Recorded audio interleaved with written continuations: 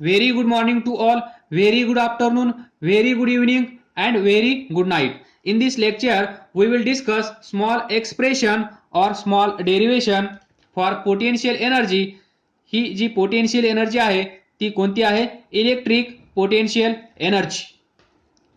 How to find electric potential energy of charge system हे आपण याच्यामध्ये डिस्कस करणार आहोत.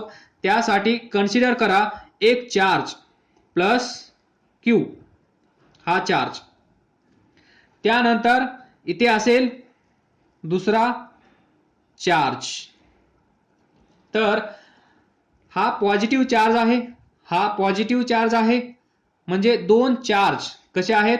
Like charges, same charges. त्यावेळेस या दोघांमध्ये काय घडत असेल? रिपल्शन. इथे जो फोर्स असेल तो कोणता असेल? रिपल्सिव्ह. रिपल्सिव्ह फोर्स ऍक्ट्स और exerts on this positive charge due to this charge. कारण हा जो चार्ज आहे हा चार्ज इथे त्याचं एक फील्ड तयार करेल. त्या फील्डला आपण काय म्हणतो? Electric field. Electric field. या फील्डमुळे इलेक्ट्रिक फील्ड ई पार. तर हे दोन चार्ज लाईक चार्जेस आहेत. तर तुम्हाला माहित आहे या दोघांमध्ये रिपल्शन होत आहे, म्हणजेच हा चार्ज कुठे जाईल? या साईडला. हा चार्ज या डायरेक्शन मध्ये जाईल, कारण रिपल्शन होत आहे. याच्यावर रिपल्सिव्ह फोर्स ऍक्ट होत आहे, एक्झर्ट होत आहे. त्या फोर्समुळे हा चार्ज हा बिचारा इकडे चालला जाईल. कारण हा याला म्हणत आहे तू इकडे येऊ नकोस, नाहीतर मी असं बोलणार नाही, तुम्ही समजून घ्या. हा याला दम देत आहे, त्यामुळे हा चार्ज इकडे जात आहे. हा घाबरला आहे. तर हा चार्ज पहा, हा थोडा मोठा काढला आहे मी, हा छोटा काढला आहे. तर मोठा भाऊ छोट्या भावाला दम देत असतो सतत. तर हा इकडे जाईल बिचारा, गपचूप जाऊन तिकडे बसेल. तर याच्या भीतीने हा इकडे जात आहे असं कन्सिडर करा. असं काही होणार नाही, या टॉपिकमध्ये असे दमदाटी होणार नाही. तर थोडंसं फनी लँग्वेजमध्ये तुमच्या लक्षात राहावं, समजावं म्हणून मी असं बोलत आहे. याचं जे फील्ड आहे, म्हणजेच याला घाबरतात फील्ड, इलेक्ट्रिक फील्ड याचं, म्हणजेच याचा दरारा पाहून हा इकडे निघून गेला. तर असू द्या ही कहाणी. हा चार्ज इकडे जात आहे. सुरुवातीला या दोघांमध्ये डिस्टन्स समजा हा पॉइंट ओ कन्सिडर करूया, हा पॉइंट ए कन्सिडर करूया. या दोघांच्या मध्ये एक बी पॉइंट कन्सिडर करूया. तर पहा, सुरुवातीला या दोघांमध्ये एवढं डिस्टन्स आहे, त्याला आपण कन्सिडर करू R1. त्यानंतर हा चार्ज सध्या इथे आला नाही, पण असं कन्सिडर करू तो चार्ज इथे येणार आहे काही वेळानंतर. ते डिस्टन्स आपण R2 कन्सिडर करू, म्हणजेच initial position of this charge and this is final position of this charge. काहीतरी गडबड होत आहे ना? काय गडबड होत असेल? हा चार्ज इकडे जात आहे, मग मी याची फायनल पोझिशन इकडे दाखवत आहे. तर ते थोड्या वेळाने तुम्हाला समजून जाईल. दिस इज इलेक्ट्रोस्टॅटिक फोर्स. याच्यावर जो फोर्स ऍक्ट होत आहे तो फोर्स कोणता आहे? इलेक्ट्रोस्टॅटिक फोर्स, FE आपण असं म्हणूया, FE इलेक्ट्रोस्टॅटिक फोर्स याच्यावर ऍक्ट होत आहे. त्या फोर्समुळे हा इकडे चालला जाईल, पण मी त्याची फायनल पोझिशन इकडे दाखवली आहे. तर याचं मॅजिक काय आहे हे आपण पाहूया. तर पहा इथे काय होत असेल, ज्यावेळेस हा चार्ज इकडे जात असेल त्यावेळेस आपल्याला काय करायचं आहे? याच्या अगेन्स्ट वर्क डन करायचं आहे, म्हणजेच हा चार्ज इकडे घेऊन यायचा आहे. या टॉपिकमध्ये म्हणजेच मागच्या लेक्चरमध्ये एक गोष्ट सांगायची विसरून गेलो. तुम्हाला माहित आहे हा चार्ज इथून इकडे येत असेल, म्हणजेच याची कायनेटिक एनर्जी पण असेल, बरोबर? हो असेल. तर कायनेटिक एनर्जी या चार्जची इनिशियल, कायनेटिक एनर्जी या चार्जची फायनल सेम असतात. याची कायनेटिक एनर्जी कशी ठेवायची आहे? सेम. तर चेंज इन कायनेटिक एनर्जी काय येईल? चेंज इन कायनेटिक एनर्जी 0, कारण फायनल मायनस इनिशियल दोघांचं मॅग्निट्यूड सेम असेल तर चेंज काय येईल? 0. म्हणजेच हा जो चार्ज आहे, हा चार्ज इथून इथे घेऊन येत असताना आपल्याला एक काळजी घ्यायची आहे, दक्षता घ्यायची आहे. आणि ती काळजी कोणती? या चार्जचा इथे येत असताना याचा स्पीड वाढला नाही पाहिजे, हे आपल्याला लक्षात ठेवायचं आहे. म्हणजे हा चार्ज इथून इथे येत असताना याचा स्पीड वाढला नाही पाहिजे, ही दक्षता आपल्याला घ्यायची आहे. म्हणजे एवढं हळूहळू हळूहळू याला इथून इथे घेऊन यायचं आहे. त्यालाच आपण काय म्हणतो? ग्रॅज्युअली किंवा जेंटली किंवा स्लोली याला इथून इथे घेऊन यायचं आहे. याच्यावर फोर्स ऍक्ट होत आहे. तो फोर्स कोणता आहे? Electrostatic force.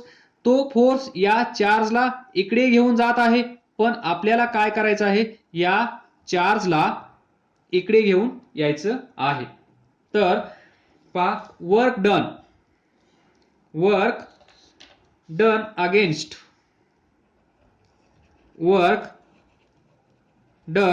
अगेन्स्ट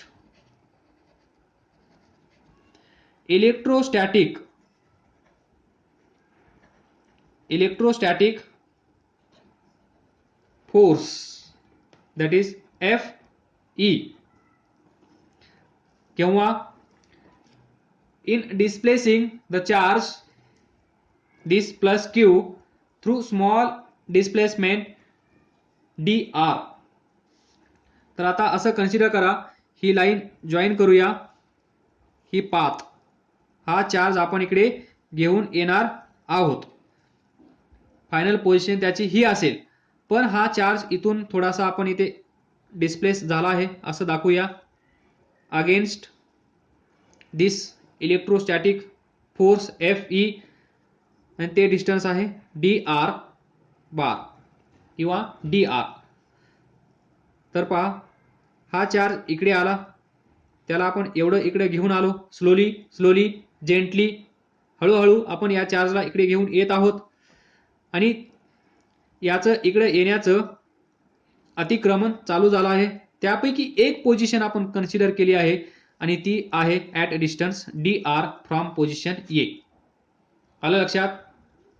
तर आपण पाठीमागच्या लेक्चरमध्ये डिस्कस केलं होतं, जर यांच्यामध्ये रिलेटिव्ह पोझिशन चेंज होत असेल तर कोणती एनर्जी तिथे येत असेल? पोटेन्शियल एनर्जी, कारण कायनेटिक एनर्जी 0 असेल. कायनेटिक एनर्जी 0 असेल, पहा, total energy is equal to Pe plus Ke. Ke 0 असेल तर total energy is equal to काय असेल? Potential energy. म्हणजे इथे फक्त आणि फक्त एकच एनर्जी असेल, ती एनर्जी म्हणजे पोटेन्शियल एनर्जी. या दोघांमधलं रिलेटिव्ह डिस्टन्स किंवा रिलेटिव्ह पोझिशन चेंज झाली की तिथे येणार पोटेन्शियल एनर्जी. कायनेटिक एनर्जी तिथे येणार नाही, कारण कायनेटिक एनर्जी तिचा स्पीड जो आहे तो आपण थ्रू आउट सेम ठेवणार आहोत. इथून इथे पोहोचेपर्यंत याचा स्पीड ना कमी होणार ना वाढणार. म्हणून त्यापैकी हा फायनल पोझिशन असेल ॲट पॉइंट बी, त्याच्यामधली एक पोझिशन आपण कन्सिडर केली ॲट डिस्टन्स dr. तर पहा, देन इथे काहीतरी पोटेन्शियल एनर्जी सांगा. आता हा चार्ज आहे, या चार्जवर फोर्स या डायरेक्शन मध्ये ऍक्ट होत आहे. तर या डायरेक्शन मध्ये पोटेन्शियल एनर्जी काय झाली पाहिजे? डिक्रीज. येतंय लक्षात? हा चार्ज, या चार्जवर इलेक्ट्रोस्टॅटिक फोर्स ऍक्ट होत आहे. त्या फोर्सची डायरेक्शन इकडे आहे, that is left to right. म्हणजे लेफ्ट टू राईट जात असताना Pe काय झाली पाहिजे? डिक्रीज. या डायरेक्शन मध्ये जर हा चार्ज गेला तर पोटेन्शियल एनर्जी डिक्रीज झाली पाहिजे. पण हा चार्ज कुठे जात आहे? इकडे. म्हणजेच जर हा चार्ज इकडे जात असेल, म्हणजेच राईट टू लेफ्ट, तर पोटेन्शियल एनर्जी काय झाली पाहिजे? सांगा. इन्क्रीज झाली पाहिजे. हे लॉजिक क्लिअर होत आहे की नाही? नाही झालं तर त्याच दिवशी मला विचारा, वी विल डिस्कस. तर पहा, हा चार्ज इकडे आला आहे म्हणजे इथे पोटेन्शियल एनर्जी वाढत आहे. म्हणजेच ज्यावेळेस आपण हा चार्ज इकडे घेऊन आलो through distance, positive charge through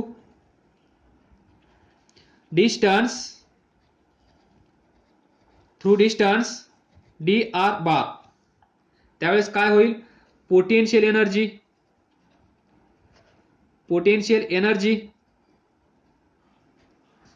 increase होईल. तुम्ही पण असा ॲरो काढू नका. इन्क्रीज होईल, पोटेन्शियल एनर्जी इन्क्रीज होईल. म्हणजे समजा इथे असेल ती एनर्जी कोणती असेल? सुरुवातीला इथे असणारी एनर्जी यू इनिशियल, इथे असणारी एनर्जी यू फायनल. तर you final minus U initial याला आपण काय म्हणतो? Change in potential energy. आणि ही कशाच्या बरोबर असते? Negative of work done. Negative of work done. हे वर्क डन कसं आहे? Work done against electrostatic force. हे जे वर्क डन आहे ते कुणाच्या विरोधात होत आहे? कुणाच्या विरोधात होत आहे? Against electrostatic force. पहा, इलेक्ट्रोस्टॅटिक फोर्सची डायरेक्शन पहा, इकडे आहे, पण चार्ज तिकडे जात नाही, म्हणजे त्याला विरोध होत आहे. Work done against electrostatic force. हे इक्वेशन या टॉपिक मध्ये एवढं पाठ करा की कधीही विसरलं नाही पाहिजे. U final minus U initial is equal to change in potential energy is equal to negative of work done. आणि हे वर्क डन जे असेल ते work done against electrostatic force. तर लक्षात ठेवा. आणि पहा, हा जो चार्ज आहे, हा चार्ज आपण कुठे घेऊन येत आहोत? या साईडला. हा चार्ज आपण या साईडला घेऊन येत आहोत आणि त्या साईडला डिस्प्लेसमेंट त्याच साईडला झाला आहे. म्हणजे आपण या चार्जला इकडे घेऊन येत आहोत. म्हणजे या चार्जवर आपण कोणत्या डायरेक्शन मध्ये फोर्स ऍक्ट करत असू? या डायरेक्शन मध्ये. डिस्प्लेसमेंट पण याच डायरेक्शन मध्ये. अलग लक्षात. म्हणजेच जे आपण याच्यावर काम करत असू, work done by external agent. Work done by external. आपण या सिस्टम साठी कसे आहोत? एक्सटर्नल. म्हणजे आपण जे याच्यावर काम करणार ते काम कसं असेल? Positive. Work done by external agent म्हणजे आपण, ते कसं असेल? पॉझिटिव्ह. कारण direction of force and direction of displacement same आहे. ज्या डायरेक्शन मध्ये फोर्स अप्लाय केला त्याच डायरेक्शन मध्ये जर डिस्प्लेसमेंट झालं तर आपण काय म्हणतो? Positive work done. म्हणून आपण इथे लिहू शकतो प्लस डब्ल्यू आणि इथे लिहा एक्सटर्नल एजंट. अलग लक्षात. जे आपण काम करणार ते कसं असेल? पॉझिटिव्ह. कारण आपल्यासाठी हा चार्ज आपला ऐकत आहे. आपण याला सांगितलं चल बाबा इकडे, तर तो काय झाला? तो पण इकडे येत आहे. म्हणजे ज्या डायरेक्शन मध्ये आपण फोर्स अप्लाय केला त्याच डायरेक्शन मध्ये हा चार्ज मूव्ह झाला, त्याच डायरेक्शन मध्ये डिस्प्लेसमेंट झाली. त्यावेळेस आपण त्याला काय म्हणतो? Positive work done. तर जो चेंज असेल या पोटेन्शियल एनर्जी मध्ये झालेला तो कशाच्या बरोबर असेल? U final minus U initial is equal to change in potential energy is equal to W. इथे पहा पॉझिटिव्ह आहे. ज्यावेळेस इथे पॉझिटिव्ह आहे त्यावेळेस आपण इथं काय लिहिलं आहे? External agent. ज्यावेळेस इथे निगेटिव्ह आहे त्यावेळेस काय लिहिलं आहे? Work done against electrostatic force. कारण हे जे वर्क डन आहे ते कुणाच्या अगेन्स्ट होत आहे? दिस इलेक्ट्रोस्टॅटिक फोर्स. तर बस झालं हे डिस्कशन. नाऊ सी, हा निगेटिव्ह तर तुम्हाला समजला. हा निगेटिव्ह तुम्ही अजून एका प्रकारे लक्षात ठेवू शकता. याच्यावर जो फोर्स ऍक्ट होत आहे, या चार्जवर जो फोर्स ऍक्ट होत आहे इलेक्ट्रोस्टॅटिक फोर्स, तो कोणत्या डायरेक्शन मध्ये आहे? या डायरेक्शन मध्ये. आणि या चार्जचं डिस्प्लेसमेंट कुठे होत आहे? त्याच्या अपोजिट डायरेक्शन मध्ये, मग ही सिच्युएशन जिथे जिथे असेल त्याला आपण काय म्हणतो, negative work done. Very simple. हा निगेटिव्ह कसाही लक्षात ठेवा, एकतर work done against electrostatic force negative, किंवा याच्यावर जो फोर्स ऍक्ट होत आहे तो आहे राईट डायरेक्शन मध्ये, म्हणजे या चार्जचं डिस्प्लेसमेंट राईट डायरेक्शन मध्ये झालं पाहिजे होतं, पण हा चार्ज राईट डायरेक्शन मध्ये आला नाही, तो गेला लेफ्ट डायरेक्शन मध्ये. म्हणजेच याच्यावर जो फोर्स ऍक्ट होत आहे इलेक्ट्रोस्टॅटिक फोर्स, त्याच्या विरोधात त्याच्या अपोजिट डायरेक्शन मध्ये या चार्जचं डिस्प्लेसमेंट झालं आहे. असं ज्यावेळेस घडतं त्यावेळेस आपण काय म्हणतो, निगेटिव्ह वर्क डन.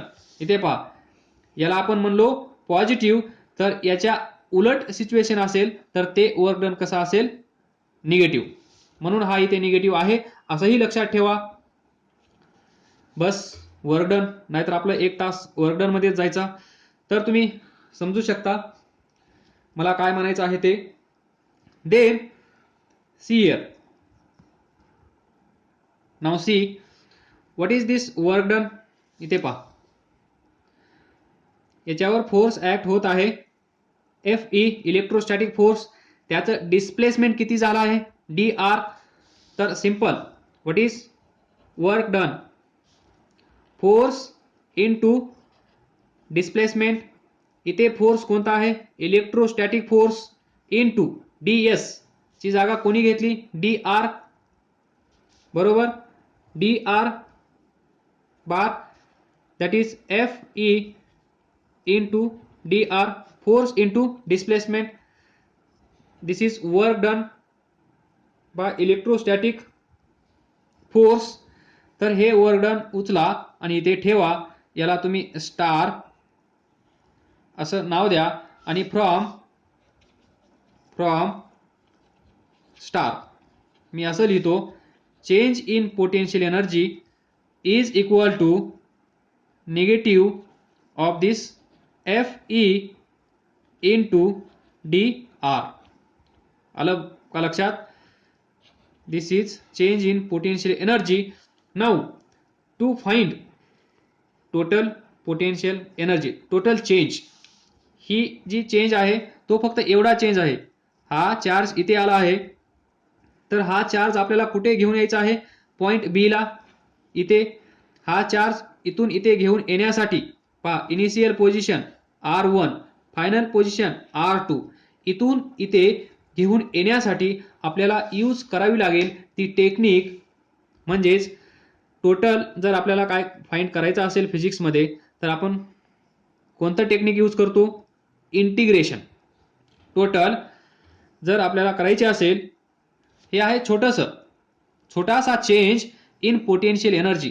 आपल्याला पाहिजे total change in potential energy. तर टोटल चेंज, फायनल चेंज कधी भेटेल, हा चार्ज बी पॉइंटला आल्यावर. म्हणजेच सुरुवातीला या दोघांमधलं डिस्टन्स आहे R1, आता त्या दोघांमधलं डिस्टन्स आहे R2. आलं लक्षात.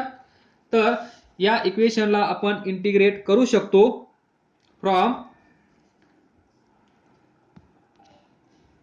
Now consider this is position A, त्यानंतर हा प्लस क्यू बिचारा एका ठिकाणी बसून आहे, ही position B, sorry plus Q, याच्यामध्ये प्लस क्यू लिहा, ए बी.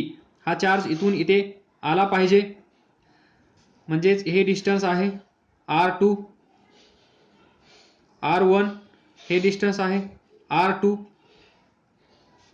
तर इथे जो चेंज होईल final change, final change in potential energy is आपण कन्सिडर करूया डेल्टा यू. डेल्टा म्हणजे लार्ज चेंज, डी यू म्हणजे स्मॉल चेंज. तर इथे आपण डी यूज केला आहे, डी यू म्हणजे हा चेंज कसा आहे, स्मॉल, आणि हे तुम्हाला माहित आहे स्मॉल. डिस्प्लेसमेंट डी आर, त्याच्यासाठी झालेला चेंज म्हणजे स्मॉल. तर आपल्याला फाइंड करायचं आहे डेल्टा, म्हणजेच large change, big change. Final change in potential energy is delta U, आपण असं कन्सिडर करूया. तर हे काय असेल मग, दिस डेल्टा यू कसं भेटेल आपल्याला, या इक्वेशनला आपल्याला इंटिग्रेट करावं लागेल, that is minus F E into D R. इथे तुम्ही असं लिहू शकता, डायरेक्शन्स, पोझिशन वेक्टर्स, फोर्सची डायरेक्शन, याची डायरेक्शन, फोर्सची डायरेक्शन अशी आहे, डिस्प्लेसमेंट असं होत आहे, म्हणून इथे निगेटिव्ह आला आहे. बस एवढं कॉम्बिनेशन लक्षात ठेवा. पण आपल्याला इंटिग्रेट कुठून कुठे करायचं आहे, इनिशियल पोझिशन काय आहे, इनिशियल पोझिशन या दोघांमधलं डिस्टन्स किती आहे, r1. सो फ्रॉम r1 नंतर फायनल पोझिशन किती आहे, फायनल पोझिशन काय आहे, r2. म्हणजे इथून इथे येत असताना याच्यामध्ये प्लस क्यू लिहिला आहे, याच्यामध्ये पण प्लस क्यू लिहिला आहे. तर इथून इथे येण्यासाठी म्हणजेच initial r1 final limit r2, तर याच्यामध्ये किती चेंज झाला असेल पोटेन्शियल एनर्जीमध्ये तो आपल्याला फाइंड करायचा आहे. हे इक्वेशन आपल्याला भेटलं आहे. इथून पुढे I will consider magnitude only, त्यामुळे मी असं वर काही लिहिणार नाही, प्लीज नोट. तर पहा आपल्याला काय भेटलं आहे, delta change is equal to integration r1 to r2 minus f into D R.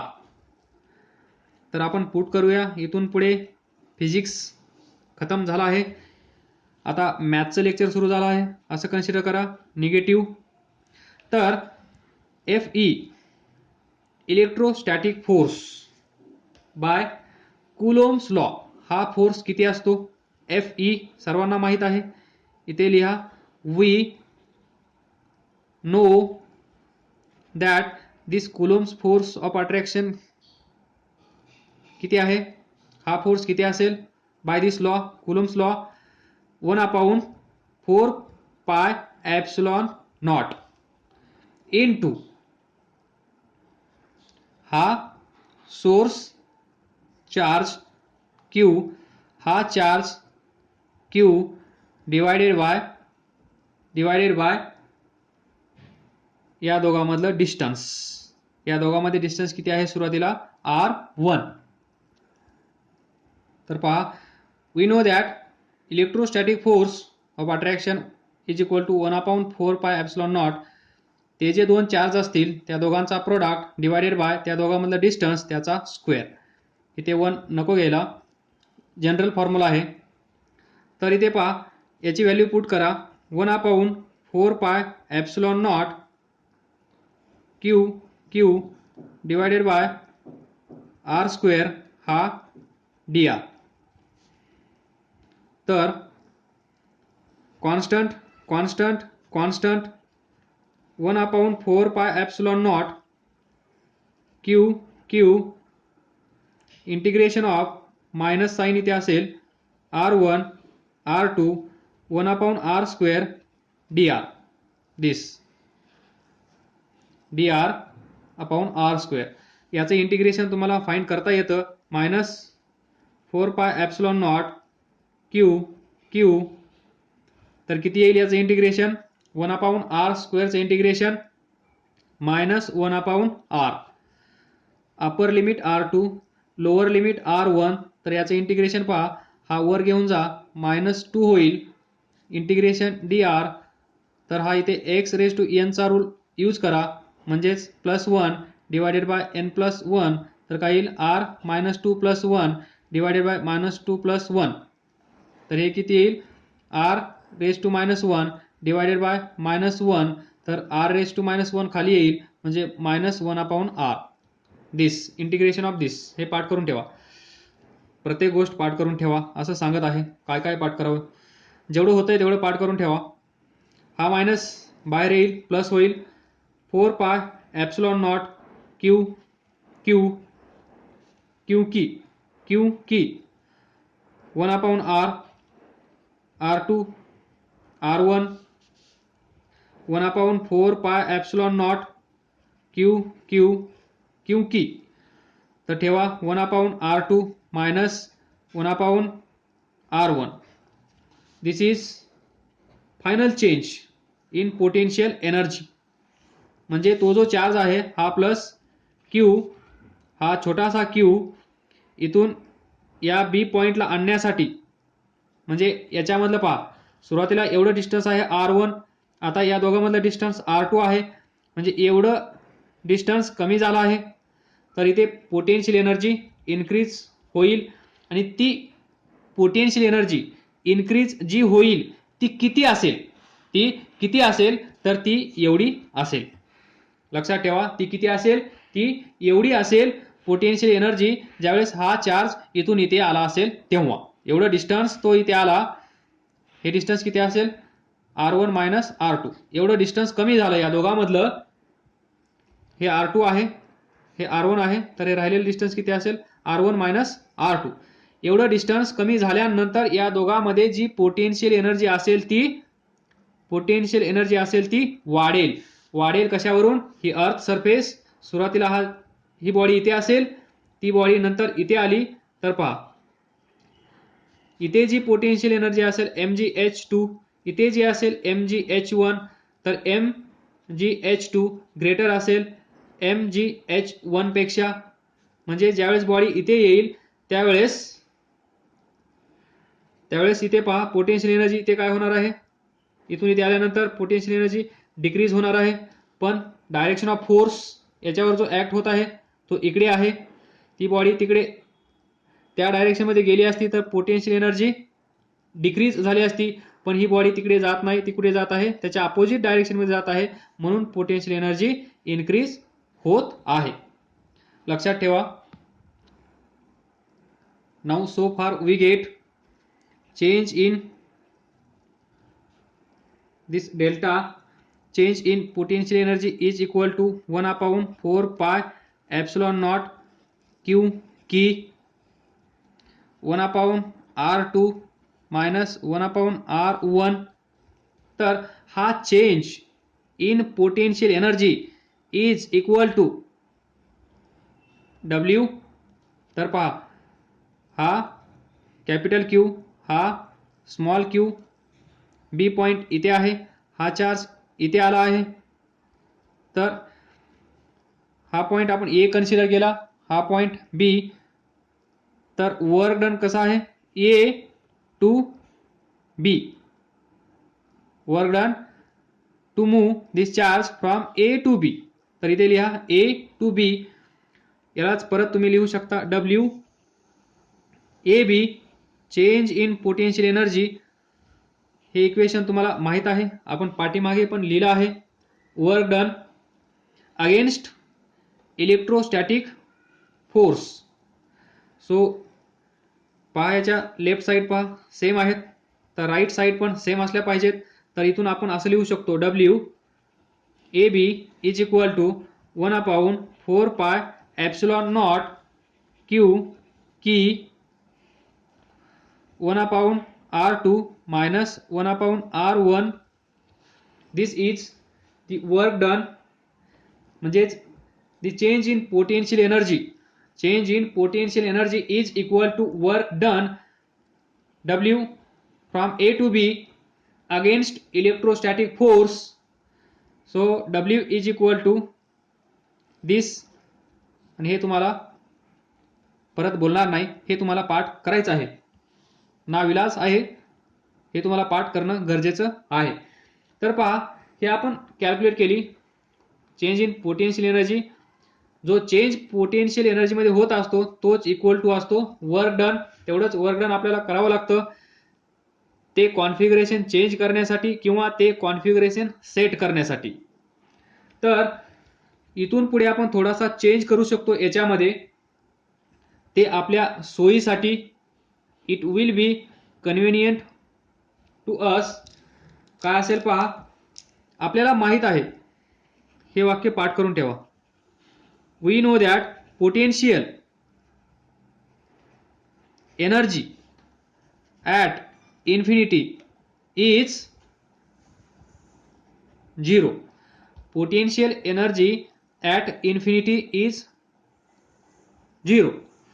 तर या दोन सिच्युएशनमध्ये कन्सिडर करा, व्यवस्थित ड्रॉ करतो, हा प्लस क्यू, हा प्लस क्यू, हा मोठा, हा छोटा. तर असं कन्सिडर करा, हा जो चार्ज आहे, हा चार्ज तो कुठे आहे? At infinity. इन्फिनिटी कुठे आहे? At infinity. हा चार्ज इन्फिनिटीला आहे. म्हणजेच ही जी ए पोझिशन होती आपल्या या डेरिव्हेशनमध्ये, ही ए पोझिशन आपल्यासाठी काय झाली? आपल्यासाठी काय झाली? इन्फिनिटी. नंतर बी पोझिशन म्हणजे इन्फिनिटी वरून त्याला आता आपल्याला इथे आणायचं आहे. कुठून? इन्फिनिटी वरून. तर इथे हे डिस्टन्स आपण काय कन्सिडर केलं होतं? R1. मग हे R1 डिस्टन्स आपल्यासाठी इथे काय असेल? इन्फिनिटी, बरोबर. त्यानंतर हे डिस्टन्स R2 आपण कन्सिडर केलं आहे. आलं का लक्षात काय करत आहे? जो R1 आहे तो R1 आपण आता इन्फिनिटीला आहे असं कन्सिडर करत आहोत.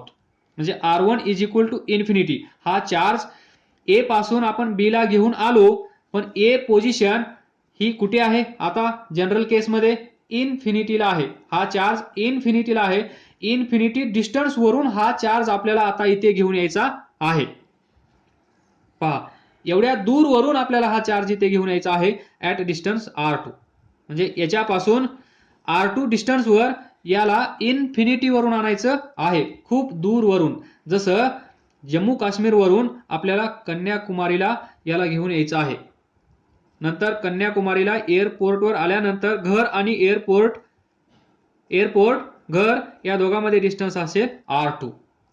पण ज्यावेळेस हा जम्मू काश्मीरमध्ये असेल त्यावेळेस त्यांच्यामध्ये डिस्टन्स किती असेल? खूप, 5-6 दिवस लागतात बाय ट्रेन.